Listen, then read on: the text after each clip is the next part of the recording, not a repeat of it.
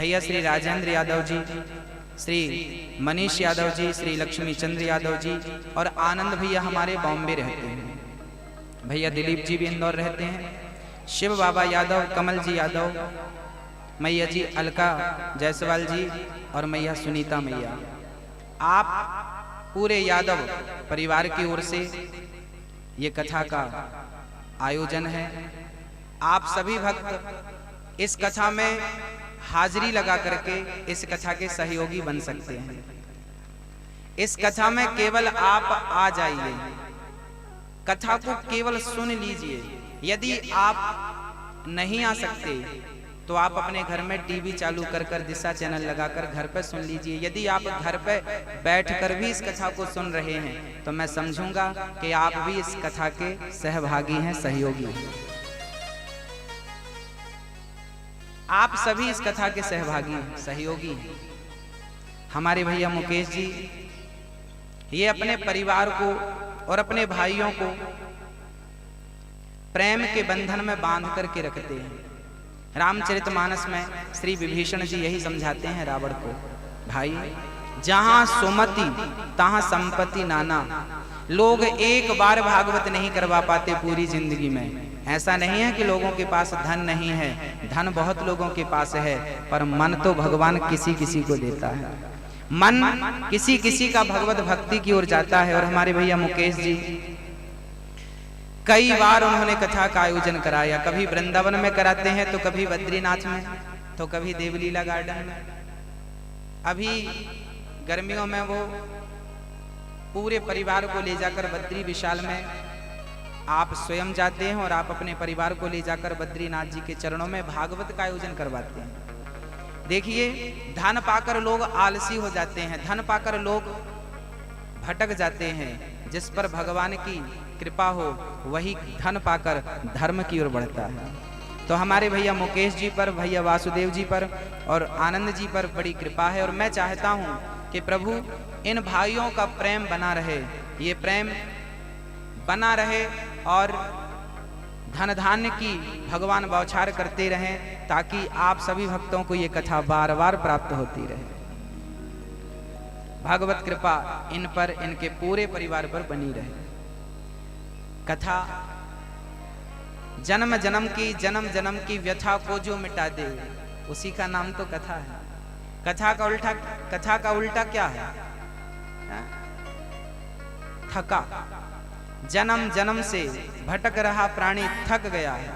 यदि उसकी थकावट कहीं दूर हो सकती है तो केवल भगवान की कथा से ही उसकी थकावट उतर सकती है, मिट सकती है। तो यद शांति चाहते हो, लोग कहते हैं गुरुजी शांति नहीं है, धन है, शांति नहीं है। मैं कहता हूं जब तक भगवान के श्री चरणों की ओर आप मन नहीं लगाएंगे,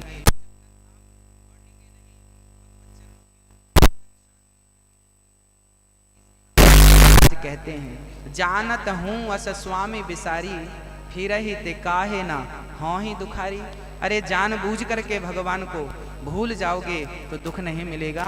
संसार का सबसे बड़ा सुख है भगवान का स्मरण, और संसार का सबसे बड़ा दुख है भगवान का विस्मरण। भगवान को भूल जाना ही दुख है और भगवान को याद रखना ही, याद करना ही सबसे बड़ा सुख है। भागवत में पहले महात्म की चर्चा है। ये जो महात्म है ये 6 अध्यायों का महात्म है।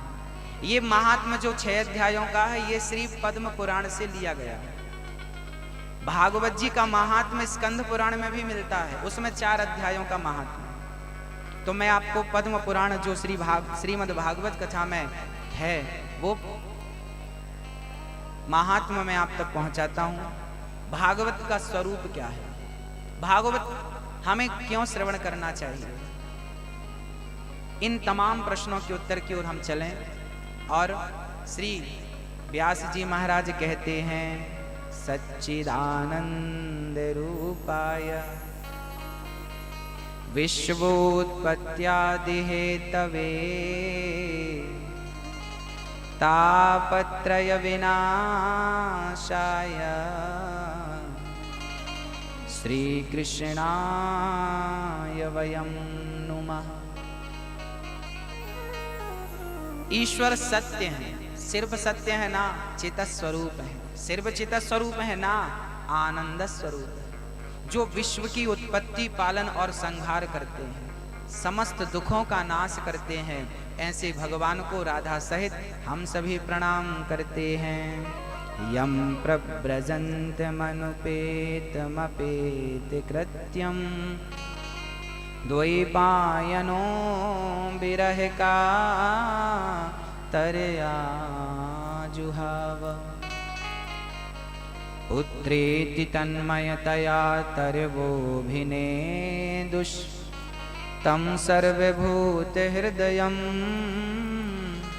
मुनिमानतोस्मि। श्री सुखदेव भगवान जन्म लेते ही और सन्यास लेने के लिए चल पड़े। पिताजी चिल्ला रहे हैं, पुत्र पुत्र रुक जाओ, घर गृहस्थी बसा लो, फिर भगवत भजन की ओर चले जाना। पर सुखदेव भगवान कहते हैं ना, पहले भगवान का भजन, इसके बाद दूसरा काम। श्री सुखदेव भगवान चल पड़े हैं। ऐसे सुखदेव भगवान को जो जन्म लेते ही भगवत प्राप्ति की ओर बढ़े हैं, ऐसे सुखदेव भगवान को हम नमस्कार करते हैं। बोलिए सुखदेव भगवान की जय हो। सौनक जी 88,000 ऋषियों के साथ बैठे थे नैमिषारण्य में। भगवान नारायण के पास गए, प्रभु हमें कोई ऐसी जगह बताएं जहां हम बैठकर प्रेम से आपकी कथा सुनते रहें। अच्छा, कथा में कोई विघ्न ना आए। तब भगवान ने अपने सुदर्शन को छोड़ा और कहा कि जाओ, इसकी निमि जहां जाकर लग जाए समझ लेना कि वो पवित्र भूमि है। पूरे ब्रह्मांड का वो भ्रमण करता हुआ सुदर्शन जब हरिद्वार के पास, जब उस अरण्य में जाकर भी वो निमि लगी तो नाम पड़ गया उस जगह का नैमिषारण्य। उस जगह पर 88,000 संत तब भी बैठे थे और आज भी बैठे। और क्या कर रहे हैं बैठकर? भागवत चर्चा कर रहे हैं। अच्छा, कभी कभी आपका पड़ोसी आपसे कहता होगा, कभी कभी आपकी पड़ोसन बहन आपसे कहती होगी, इतनी कथा क्यों सुनती हो, बार बार कथा सुनने चली जाती हो। अरे सुनी थी तो पिछले साल, पिछले महीने भी सुनी थी, इतनी कथा क्यों सुनती हो। कभी कभी लोग कहा करते हैं, इतनी कथा, वही कथा है, वही कथा है, इतनी कथा क्यों सुनना। उनको कौन समझाए कि कथा का स्वाद जिन्हें मिलने लगा है, जिसे कथा में आनंद आने लगा है, वो उस आनंद को आपको कैसे समझाए, कैसे बताए। वो स्वयं ही जान सकता है। ये बात ऐसी हो गई कि किसी गूंगे को आप रसगुल्ला खिला दो और खिलाकर पूछो कि भाई साहब कैसा लगा, क्या वो एक्सप्लेन कर पाएगा? क्या वो आपको समझा पाएगा? नहीं ना। क्या बतलाएगा? बस ऐसे ही है कथा का आनंद, कथा का स्वाद जिसे एक बार लग गया फिर वो दीवाना हो जाता है। और वो दुनिया वाले कहते हैं बार बार कथा सुन रहे हो, बार बार जा रहे हो। अरे तुम्हें कैसे बतलाएं कि हम पागल हो चुके हैं, हम दीवाने हो चुके हैं। मेरी लगी श्याम संग प्रीत कि दुनिया क्या जाने, मुझे मिल गया मन का मीत कि दुनिया जिसकी खोज में हम आए थे, जिसकी खोज के लिए माँ के गर्भ से निकले थे, सच कहें तो वो आज मिल गया। और वो मिल गया है, अब वो मंजिल मिल गई है, अब तुम्हें कैसे समझाएं। अब जमाने को समझाने की, बतलाने की, दिखाने की आवश्यकता नहीं। जब मन भगवान में लग गया तो लोग कहेंगे, कहने दीजिए। 88,000 संत बैठे थे केवल कथा सुनने के लिए। जब तक हृदय में कथा की प्यास ना लगे तब तक समझ लेना कि अभी आपके ऊपर भगवान की कृपा नहीं हुई। जब हृदय में भक्ति की प्यास अपने आप जागने लगे, जब आपका मन करने लगे कथा सुन लेते, कथा मिल जाती तो सुन लेते। जैसे प्यासा पानी के लिए तड़पता है, जैसे भूखा भोजन के लिए तड़पता है, जैसे गाय का बछड़ा गाय के लिए तड़पता है, जैसे बच्चा माँ के लिए तड़पता है, बस वैसे ही जिस दिन कथा कीर्तन के लिए आप तड़पने लगोगे उस दिन भगवान प्राप्त हो जाएंगे। वो तड़प नहीं आती ना हमारे अंदर, हम तड़पते नहीं। मछली कैसे तड़पती है पानी के बिना? तड़पती है। हमारे भीतर वो तड़प आ जाए, बस वो दिन है कि ईश्वर सामने खड़े हो जाएंगे। सूत जी महाराज आगमन हुआ सूत जी का, सभी संतों ने खड़े होकर उनका अभिवादन किया और शौनक आदि ऋषियों ने सूत जी से कहा, प्रभु आपका ज्ञान करोड़ों सूर्य की तरह है, हमें ऐसी कथा सुनाइए कि भक्ति ज्ञान विराग आप तो विवेको वर्धते महान। हमें ऐसी कथा सुनाइए कि हमारी भक्ति बढ़े, सिर्फ भक्ति बढ़े ना, ज्ञान भी बढ़े। भक्ति ज्ञान विराग आप तो, भक्ति ज्ञान वैराग्य के साथ हम आगे बढ़े, एक के साथ आगे चलेंगे कल्याण नहीं होगा। भक्ति जितनी आवश्यक है ज्ञान भी उतना ही आवश्यक है। अच्छा, ज्ञान क्या होना चाहिए? सीताराम सीताराम जपना ये तो भक्ति है, भगवान में मन लगा लेना ये तो। देखिए, काम क्रोध लोभ और मोह को हम कभी नहीं जीत सकते, कभी नहीं। जो कहता है कि मैंने काम को जीत लिया, जो कहता है मैंने क्रोध को जीत लिया, जो कहता है मैंने लोभ को जीत लिया, वो महामूर्ख है। इस सृष्टि में काम क्रोध लोभ मोह को कोई जीत नहीं सकता, लेकिन जिस पर भगवान की कृपा हो जाए वो काम क्रोध लोभ मोह को अपने वश में कर सकते हैं। ये हो सकता है। कौन वश में कर सकता है? जिन पर भगवत कृपा हो जाए, जिस पर मेरे नारायण की कृपा हो जाए, वो इन्हें वश में कर सकता है। कोई कहे मैं जीत लिया हूं ना, संभव ही नहीं।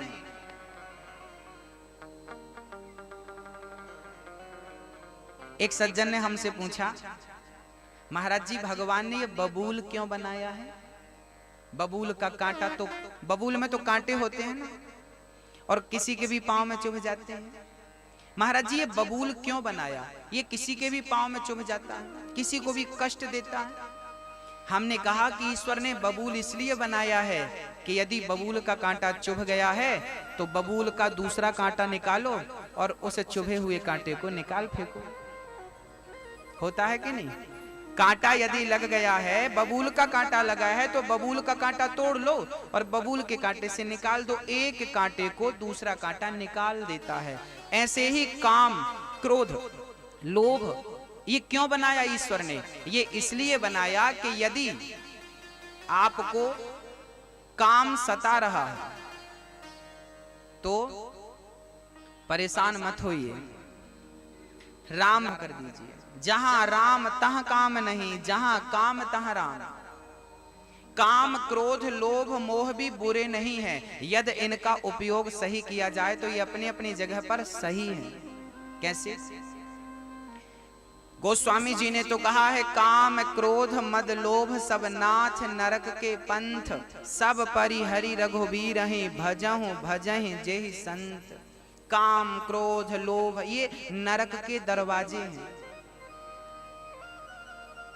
अच्छा, काम नरक का दरवाजा है? हाँ, यदि काम नरक का दरवाजा है तो इसी काम के कारण तो भगवान श्री कृष्ण भी प्रकट भय के नहीं? इसी काम के कारण तो भगवान राम भी प्रकट भय के नहीं? हाँ, तो काम सही तब हो जाता है जब उसका उपयोग सही हो। पहले के लोग विवाह क्यों करते थे? अच्छी संतान को उत्पन्न करने के लिए विवाह करते थे। तब काम सफल था। तब ध्रुव जैसे बेटे पाकर, प्रहलाद जैसे पुत्र पाकर माँ बाप धन्य धन्य होते थे कि काम सफल हो गया। क्रोध सफल हो जाता है कब? जटायु ने क्रोध किया, रावण पर क्रोध किया। पितामह भीष्म ने क्रोध नहीं किया। सीता द्रौपदी की साड़ी वस्त्र खींच रहे थे, लेकिन पितामह ने क्रोध नहीं किया। अरे क्रोध भगवान ने बनाया है तो करना चाहिए, पर कहाँ करना चाहिए और कहाँ नहीं करना चाहिए क्रोध, ये विवेक आपको बतलाएगा। ये बुद्धि आपके पास होगी तो आप निश्चय कर लेंगे कि काम और क्रोध का उपयोग कब और कहां करना है, कहां करें और कहां ना करें। क्रोध का उपयोग कहां करें और कहां ना करें। पितामह भीष्म को क्रोध का उपयोग करना चाहिए था, पर चुप्पी साध कर बैठे रहे। तब की जटायु ने सही टाइम पर क्रोध किया। रावण खड़ा हो जा, आज मैं छोड़ने वाला नहीं। लोभ करना चाहिए, पर किस चीज का। हनुमान जी को भी तो लोभ था। हे प्रभु, बस मैं आपका दिन रात स्मरण करता रहूं, नाम जपता रहूं। भगवान नाम का, भगवत भक्ति का लोभ श्री हनुमान जी महाराज को था। लोभ होना गलत नहीं है, पर धन का हमें लोभ होता है, भक्ति का लोभ नहीं होता। धन मिलने लगे ना तो लोभ है, लेकिन कथा सुनने के लिए कोई लोभी हो जाए तो बढ़िया है। हम तो लोभी हैं। हाँ, हम तो टाइम से पहले आ जाते हैं और कथा पूरी हो जाए फिर जाते हैं। ये लोभ सफल है। किस चीज का लोभ है? कथा सुनने का लोभ, नाम जपने का लोभ है। हम लोभ करें ना, पर किस चीज का करें? काम, क्रोध, लोभ, मोह बुरा कुछ नहीं है। इनका हमने दुरुपयोग किया है, इसलिए हमें बुरा लगता है। सदुपयोग जिस दिन हो जाएगा ना, ये वरदान सिद्ध हो जाएंगे, ये वरदान बन जाएंगे हम सभी के लिए। श्री सूत जी महाराज कहते हैं, आपको मैं अमृतमयी कथा श्रवण कराता हूं। ऐसी कथा सुनाऊंगा जो कृष्ण की प्राप्ति करा दे। कृष्ण प्राप्ति करम शाश्वत साधनम तद्विदाधुना चिंता मणिर लोक सुखम सुरद्रुह स्वर्ग संपदा। स्वर्ग का सुख आपको कुछ चीजें दे सकता है, कल्प वृक्ष कुछ चीजें दे सकता है, पर भगवान की कथा तो जो चाहो वो प्राप्त हो सकता है। मोक्ष दिलाने की सामर्थ्यता श्रीमद् भागवत की कथा में है। इसलिए सबसे श्रेष्ठ कथा भगवान की कृष्ण कथा और राम कथा को ही कहा गया है। एक बार अच्छा, आप कथा सुनने के लिए आते हैं ना, तो पुष्पमाला लेकर आते हैं, कोई फल लेकर आता है, कोई भागवत जी के ऊपर पैसे चढ़ाते हैं। हाँ, लेकिन जब इंद्र एक बार शुकताल में श्री सुखदेव भगवान कथा सुना रहे थे राजा परीक्षित को, तब देवराज इंद्र का मन हुआ, चलो मैं भी कथा सुनने चलता हूं। और जब इंद्र कथा श्रवण करने आए शुकताल में, तो अमृत लेकर आए। देखिए, कथा वो अनमोल वस्तु है जिसके सामने अमृत भी तुच्छ है, फीका है। इंद्र अमृत लेकर आए। ये वही अमृत है जिसके लिए देवासुर संग्राम हुआ था। बड़ी मेहनत के बाद एक बूंद अमृत हाथ लगता है। और सुखदेव भगवान इस कलयुग में जब राजा परीक्षित को कथा सुना रहे थे ना, तो इंद्र अमृत का घड़ा लेकर आ गए पूरा। सुखदेव जी को प्रणाम किया। शुकम नत्वा वदन सर्वे। सुखदेव जी प्रणाम। सुखदेव जी ने कहा, इंद्र आप स्वर्गलोक से आए हैं कथा श्रवण करने? इंद्र बोले, नाना प्रभु, मुझे इतना टाइम कहां कि मैं कथा सुन पाऊं। हाँ, फिर कैसे आना हुआ? इंद्र बोले कि मैं अमृत लेकर आया हूं। सुखदेव जी बोले, किसके लिए? बोले, ये परीक्षित के लिए। क्यों? परीक्षित को 7 दिन में मरना है ना, इन्हें श्राप लगा है 7 दिन में मरने का। हाँ हाँ, तो इंद्र बोले, प्रभु ये स्वर्ग का अमृत आप राजा परीक्षित को पिला दो, और ये जो कथा आप श्रवण करा रहे हैं ना राजा परीक्षित को, कथा रूपी अमृत, ये आप हमें सुना दो। कथा क्या है? कथा अमृत है। ये भागवत में लिखा है, तब कथा अमृतम तप्त जीवनम कविभिरीडितम् कल्मषापहम्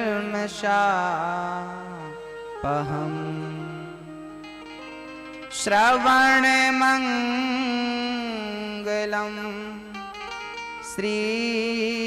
श्रीमदाततं भुवि गृह्णन्ति ते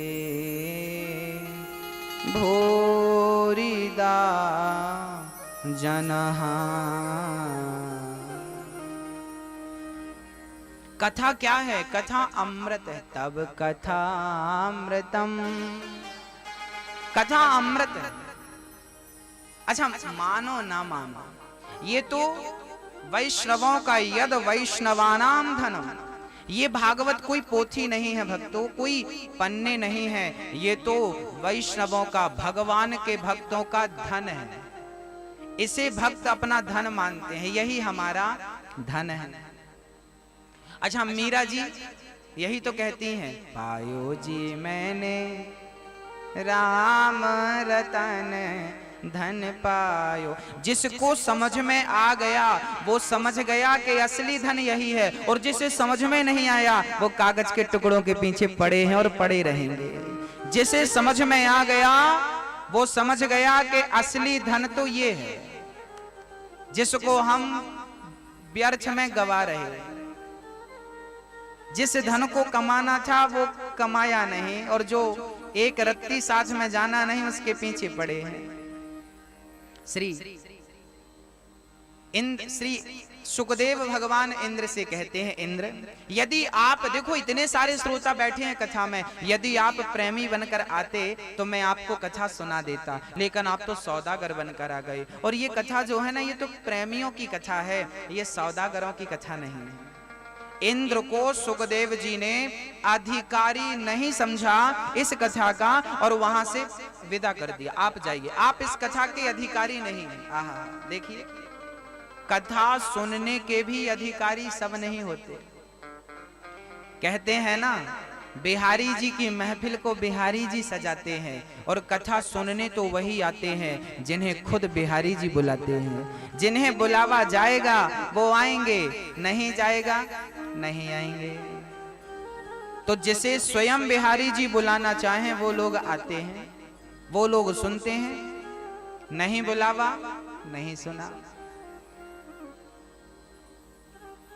एक बार क्या हुआ, मैया जी माँ यशोदा दीप दान करने के लिए यमुना के किनारे चली गई।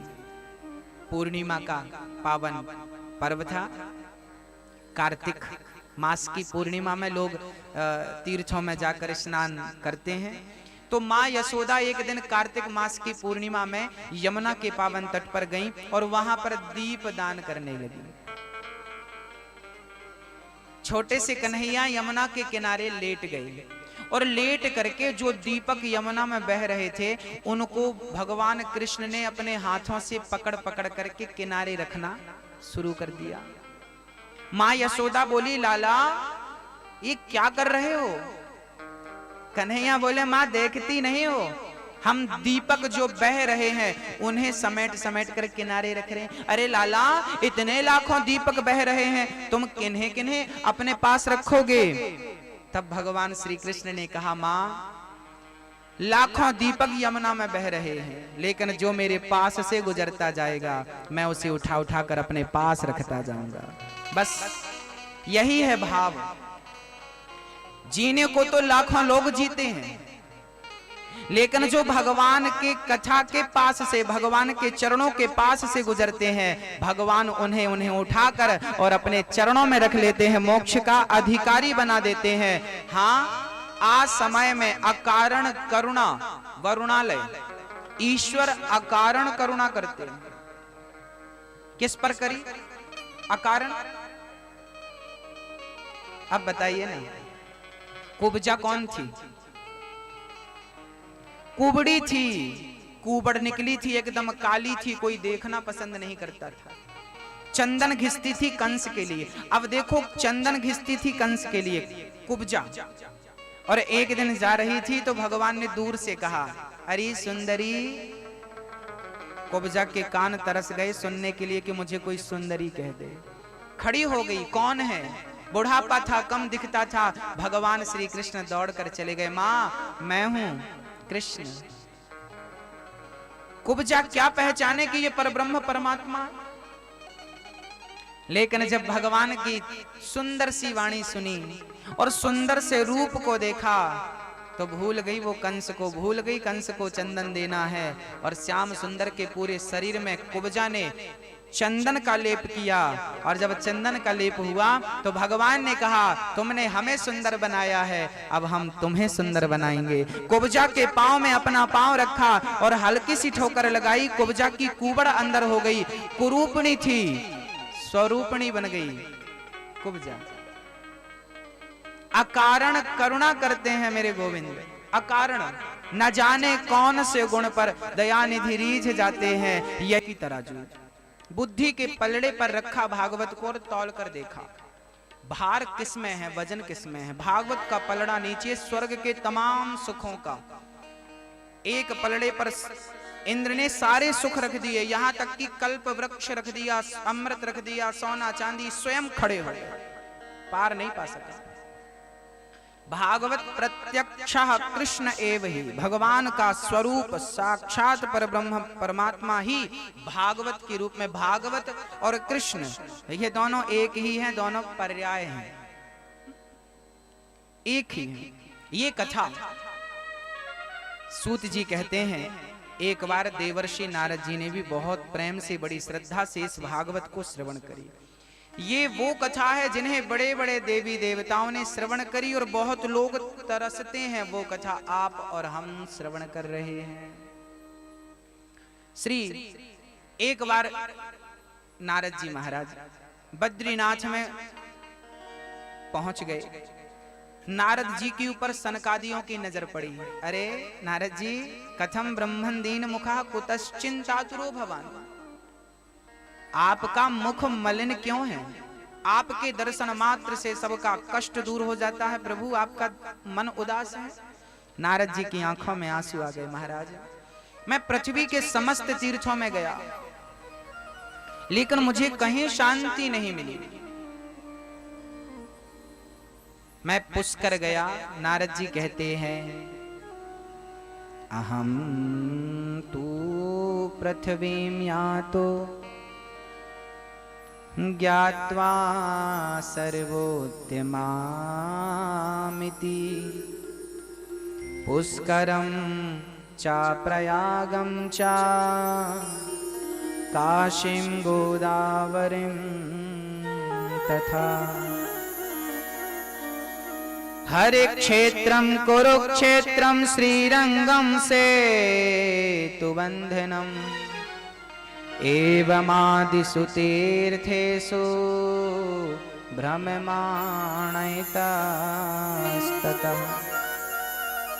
सत्यम नास्ति तपः शौचम दया दानम न विद्यते। महाराज, इस कलयुग में सत्य का तो नाश हो गया, कोई सत्य नहीं बोलना चाहता।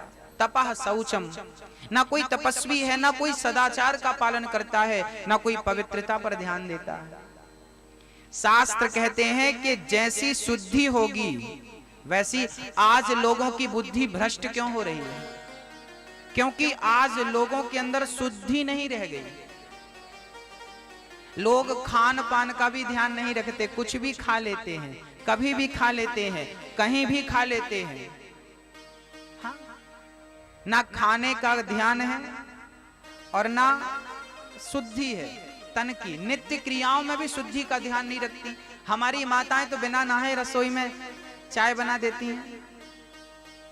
हमारी माताएं तो बहुत सारी, सबके लिए नहीं है निवेदन, क्षमा करना, बहुत सारी माताएं तो बिना नहाए पूरा भोजन तैयार कर लेती हैं और पूरा भोजन बना के बाद में फिर मैडम नहाती हैं। घर भ्रष्ट हो जाएगा आपका, बुद्धि नष्ट हो जाएगी, आने वाली संतान आपका कुल नष्ट कर देगी। क्योंकि ये बुजुर्ग कह गए हैं, मैं नहीं, जैसी राखो शुद्धि वैसी बने बुद्धि, जैसा खाओ अन्न वैसा रहे मन, जैसा पियो पानी वैसी बोले वाणी, जैसा संग वैसा रंग। इसलिए मेरी मां सवेरे उठकर सबसे पहले स्नान बनाइए। आप माताओं से नहीं, मैं पुरुषों से भी, मैं अपने भाइयों से भी निवेदन करता हूं। आजकल के पुरुषों का क्या कहें, इनको तो शुद्धि की कोई बात पता नहीं, शुद्धि का बिल्कुल ख्याल नहीं है हम लोगों को। सारा ख्याल पहले के लोग, ये बात मंच से बोलने में, भागवत की इस पवित्र कथा के बीच में अब मैं शुद्धि की बात, भागवत में लिखा सब कुछ है, पर कुछ चीजें मैं सारे से समझाऊंगा, कृपया आप समझ जाइए। हाँ, खुलकर नहीं कह सकता, मर्यादा का उल्लंघन होगा, मर्यादा भंग होगी। मैं निवेदन केवल पुरुषों से करना चाहता हूं कि लघु शंका खड़े होकर ना करें, लघु शंका बैठ कर के करें। हमारे शास्त्रों में तो लघु शंका के बाद कुल्ला करने का विधान है। हमारे शास्त्रों में चाहे स्त्री हो चाहे पुरुष हो, विधान है कि लघु शंका बैठकर किया जाए। कान में जनेऊ, ब्राह्मण क्षत्रिय और वैश्य को कान में जनेऊ डालकर लघु शंका करनी चाहिए। और लघु शंका के बाद हाथ पांव, हाथ यहां तक पांव धुलें और कुल्ला करें। कम से कम 7 कुल्ला का विधान है, ना करें तो 3 कुल्ला करें। इसके बाद आप पवित्र हो रहे हैं। हमारे अयोध्या में तो ऐसे ऐसे संत हैं जो एक बार लघु शंका जाते हैं तो नहाते हैं। लघु शंका अर्थ 1 नंबर। लघु शंका जाते हैं तो स्नान बनाते हैं। 2 बार जाएंगे दिन में 2 बार नहाएंगे, 3 बार जाएंगे दिन में 3 बार स्नान करेंगे। पवित्रता का ख्याल जब तक नहीं होगा तब तक मन पवित्र नहीं होगा। और मन में विकार क्यों आते हैं? अच्छा, कभी कभी आपने देखा होगा आपके मन में बैठे बैठे गलत भाव आ जाते हैं, गलत विचार आ जाते हैं, आते हैं कि नहीं? मन में गलत ही गलत आता है। शायद कभी मन में भाव आता हो कि आज हमें